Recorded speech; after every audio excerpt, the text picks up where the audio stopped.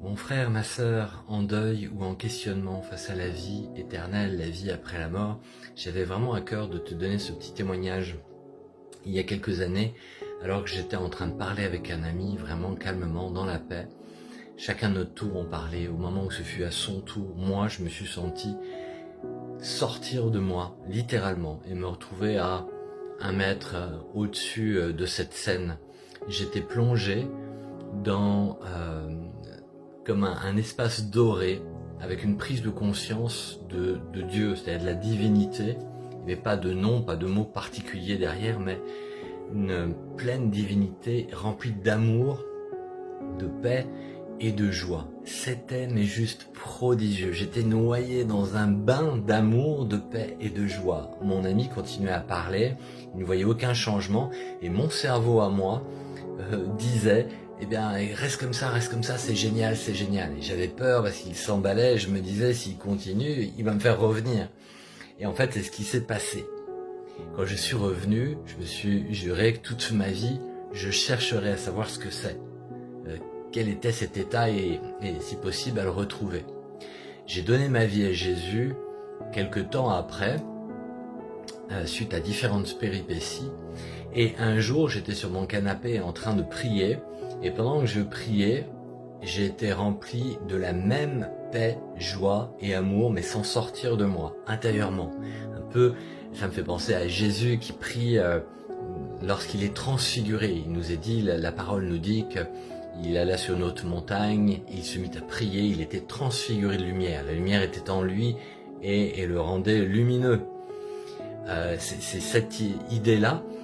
Et j'étais vraiment, encore une fois, là, dans la prière, dans la paix, dans l'amour, la joie. J'ai voulu écrire ce que je ressentais, mais en fait, en me relisant, ça a goût de rien par rapport à ce qu'on a vécu.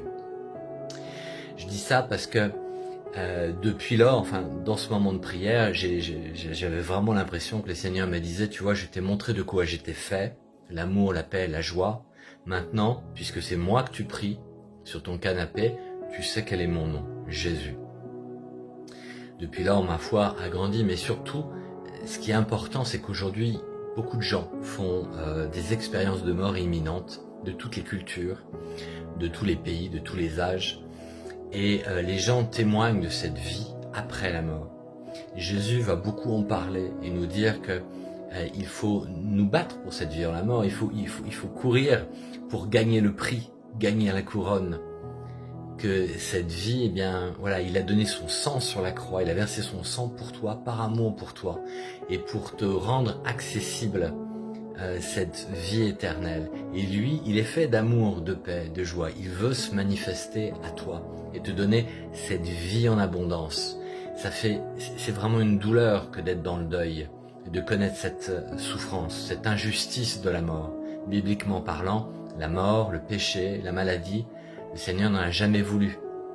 Mais la connivence avec le mal a généré le péché qui a généré la maladie et la mort.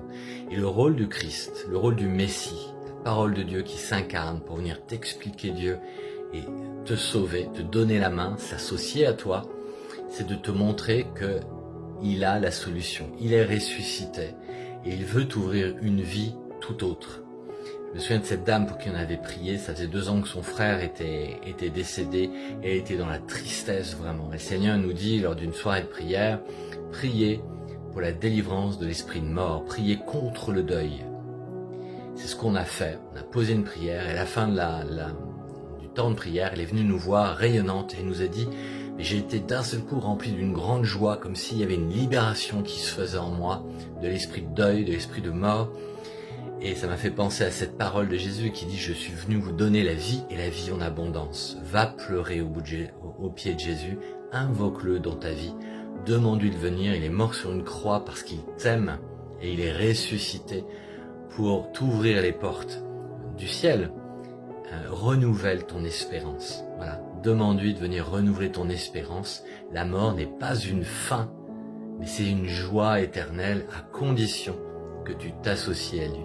Tu acceptes cette alliance avec lui. Voilà, il t'aime réellement, va à lui.